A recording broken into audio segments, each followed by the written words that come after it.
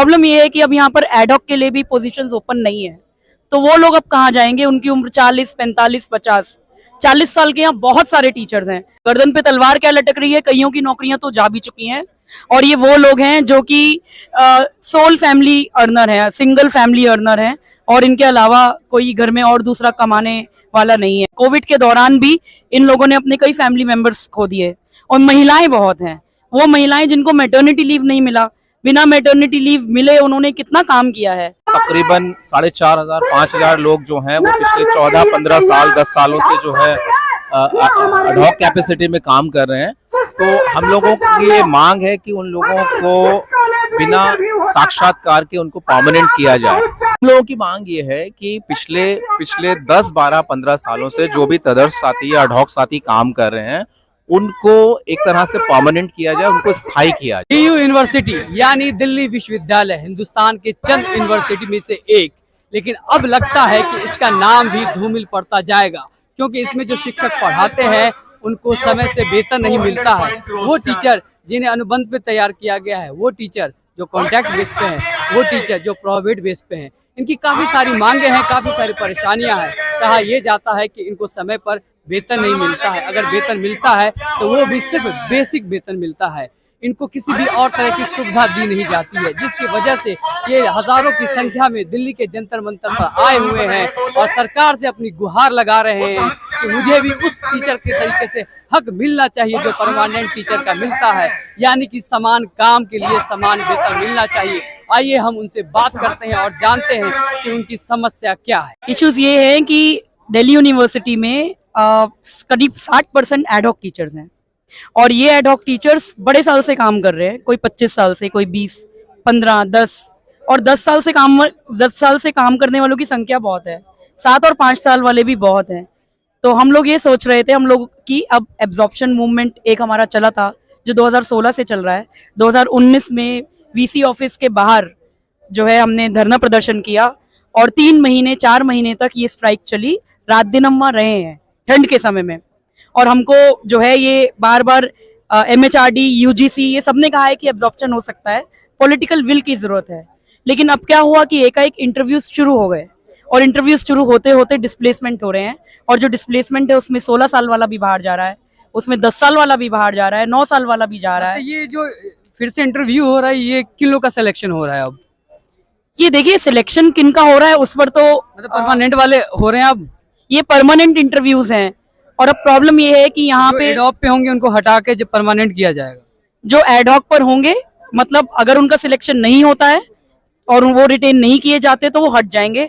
Problem ये है कि अब यहाँ पर एडहॉक के लिए भी पोजीशंस ओपन नहीं है, तो वो लोग अब कहाँ जाएंगे? उनकी उम्र 40, 45, 50, 40 साल के यहाँ बहुत सारे टीचर्स हैं। अब इस उम्र में कहीं और जाके नौकरी करना बहुत मुश्किल काम होता है, कोई और फील्ड पकड़ना भी मुश्किल है और उनका एक्सपीरियंस यहाँ DU का बहुत अच्छा है। मैम एक ये बताइए, आप लोग की संख्या एडहॉक वाले की कितनी है DU यूनिवर्सिटी में?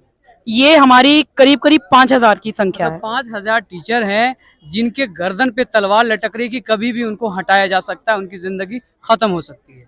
जी बिल्कुल, और गर्दन पे तलवार क्या लटक रही है, कईयों की नौकरियां तो जा भी चुकी हैं और ये वो लोग हैं जो कि सोल फैमिली अर्नर है, सिंगल फैमिली अर्नर है और इनके अलावा कोई घर में और दूसरा कमाने वाला नहीं है। कोविड के दौरान भी इन लोगों ने अपने कई फैमिली मेंबर्स खो दिए और महिलाएं बहुत हैं, वो महिलाएं जिनको मैटरनिटी लीव नहीं मिला, बिना मैटरनिटी लीव मिले उन्होंने कितना काम किया है, उनको भी हटाया गया है। उन्हें किसी तरह की लीव नहीं दी जा रही थी उस वक्त?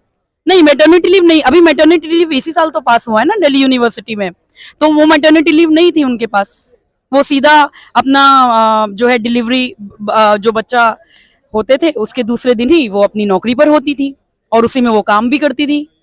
ये प्रॉब्लम है। सर सबसे पहले आप अपना इंट्रोडक्शन दीजिए, आप कौन हैं और क्या परेशानी? मेरा नाम प्रदीप कुमार है, मैं डूटा का उपाध्यक्ष हूँ, वाइस प्रेसिडेंट हूँ दिल्ली शिक्षक संघ का। और हम लोग बेसिकली यहाँ पे भारत सरकार के सामने अपनी मांगों को लेकर आए हैं और हमारी जो मुख्य मांग है वो अब्जॉर्प्शन को लेकर है कि दिल्ली विश्वविद्यालय में तकरीबन 4,500 5,000 लोग जो हैं वो पिछले 14-15 साल 10 सालों से जो है एडहॉक कैपेसिटी में काम कर रहे हैं।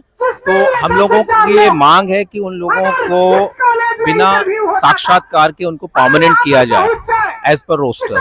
तो इस मांग को लेकर हम लोग यहाँ पर आए हैं। सर, पॉइंट टू पॉइंट सबसे पहले अपनी परेशानी बता दीजिए, जैसे कि रेगुलेशन को लेकर के, बेसिक सैलरी को लेकर के, प्रमोशन को लेकर के, ये कट टू कट आप बात करें, फिर हम उससे डिटेल में बात करें। देखिए, जो एडहॉक लोग यहाँ पे काम कर रहे हैं, तकरीबन इस तरह के एडहॉक्स की संख्या 4,500 5,000 है, और पिछले 14-15 सालों से उनको आर्थिक तौर पे काफी नुकसान हो रहा है, क्योंकि वो उसी स्थिति में है जिस स्थिति में 2005 में थे, 7 में थे। ठीक है, उनकी जो एक ग्रोथ होनी चाहिए वो ग्रोथ नहीं हो पा रही है, ना तो आर्थिक रूप से वो ग्रोथ हो पा रही है, ना सैलरी के तौर पे हो पा रही है।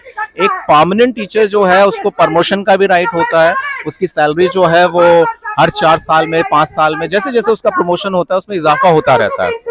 लेकिन जो एडहॉक टीचर्स हैं उनको वो इस चीज से भी डिप्राइव्ड हैं, वंचित हैं। इसके साथ साथ जो मेडिकल फैसिलिटीज होती हैं वो भी उनको अपने ही खर्चे से करनी पड़ती हैं, जबकि परमानेंट को वो सारी फैसिलिटीज जो है वो मिल जाती है। एडहॉक पे और परमानेंट के दोनों के फैसिलिटीज पे बहुत सारे डिफरेंशिएशंस हैं, दोनों को बिल्कुल बेसिक कुछ बहुत सारे डिफरेंसेस हैं। इसीलिए हम लोगों की मांग है कि एक बार जो है इस पे परमानेंट इनको किया जाए, ताकि जिन जिन अधिकारों से वो लोग वंचित हैं उन अधिकारों से वो वंचित ना रहें, और उनको जो तमाम अधिकार हैं परमानेंट या जो स्थायी टीचर्स के, वो तमाम अधिकार उनको मिल सके। ये यहाँ जो डी यूनिवर्सिटी में अभी बहाली हो रही है वो क्या सिर्फ कॉन्ट्रैक्ट बेसिस पे हो रही है? नहीं, जो एडहॉक टीचर्स है उनकी जो बहाली होती है वो बेसिकली एक लोकल सिलेक्शन कमेटी के तहत होती है। उसमें टीचर इंचार्ज बैठता है, सीनियर टीचर बैठता है, प्रिंसिपल बैठते हैं, वो मिलकर उसका चयन करते हैं। ठीक है, और एक बार ये चयन हो जाने के बाद 4-4 महीने पर उनका अपॉइंटमेंट जो है वो रिन्यू होता रहता है। जबकि परमानेंट में जो सिलेक्शन कमेटी है वो दिल्ली विश्वविद्यालय उसको प्रोवाइड करती है। कॉलेज में वो सिलेक्शन कमेटी होती है और उसमें तकरीबन 6-7 लोग होते हैं जो मिलकर लेक्चरर का चयन करते हैं। तो ये एक मुख्य अंतर है तदर्थ की सिलेक्शन कमेटी में और स्थायी सिलेक्शन कमेटी में। तो आप लोग की मांग क्या चाहते क्या? हम लोगों की मांग ये है कि पिछले 10, 12, 15 सालों से जो भी तदर्थ साथी या एडहॉक साथी काम कर रहे हैं उनको एक तरह से परमानेंट किया जाए, उनको स्थायी किया जाए। क्योंकि अगर वो इंटरव्यू प्रोसेस में जाएंगे तो डेफिनेटली उसमें एक तरह का पक्षपात भी होगा और उनका सिलेक्शन नहीं हो पाएगा। ये एडहॉक बेसिस पे कितने साल से हैं लोग? तकरीबन जैसे कल ही खालसा कॉलेज में 22 साल से एक महिला टीचर थी, उनका परमानेंट अपॉइंटमेंट हुआ। तो बहुत सारे टीचर्स हैं जो 15 साल से, 14 साल से, 10 साल से, 5 साल से जो है वो इस कैपेसिटी में काम कर रहे हैं। मतलब 20-20 साल से लोग काम कर रहे हैं, लेकिन वो एडहॉक बेसिस पे उनका परमानेंट नहीं हुआ। हाँ, उनका परमानेंट नहीं हो पा रहा है 20-22 साल से। और इसका रीजन ये है कि टाइम टू टाइम पिछले जो वाइस चांसलर आए उन्होंने एक भी सिलेक्शन कमेटी इस तरह से नहीं की है ना, और उसके चलते ये हुआ है कि एक अच्छा खासा बैकलॉग जो है वो क्रिएट हो गया है। तकरीबन 4,500-5,000 टीचर्स हैं जो इस कैपेसिटी में काम करने को मजबूर हैं। मतलब 20 साल से मान लीजिए किसी ने ज्वाइनिंग की तो उनकी सैलरी जो है जैसे 20 साल पहले थी वैसे अभी है? नहीं, उसमें ये है कि इस बीच में जो पे कमीशन आए हैं, पे कमीशन में जो बेसिक सैलरी होती है प्लस जो अलाउंसेस होते हैं वो एक तरह से उनको दिए जाते हैं।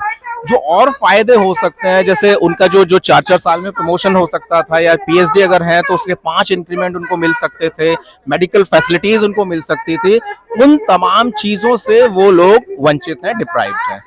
ये दूसरा हमारा जो डिमांड है वो भारत सरकार से ईडब्ल्यूएस पोजीशंस को लेकर भी है। 2019 में भारत सरकार जो थी वो आर्थिक रूप से जो कमजोर तबके हैं उनके लिए रिजर्वेशन लेकर आई, लेकिन उसके कारण भी मतलब जो हमें पोजीशन पोस्ट मिलनी चाहिए थी वो भारत सरकार की तरफ से अभी तक नहीं मिल पाई है, क्योंकि उसके कारण भी तकरीबन 400-500 हमारा जो टीचर है वो एक तरह से बाहर हो रहा है। तो आप ये कह रहे हैं कि रिजर्वेशन की वजह से आप लोगों को परेशानी हो रही है? नहीं, ईडब्ल्यूएस की वजह से हमें परेशानी नहीं है।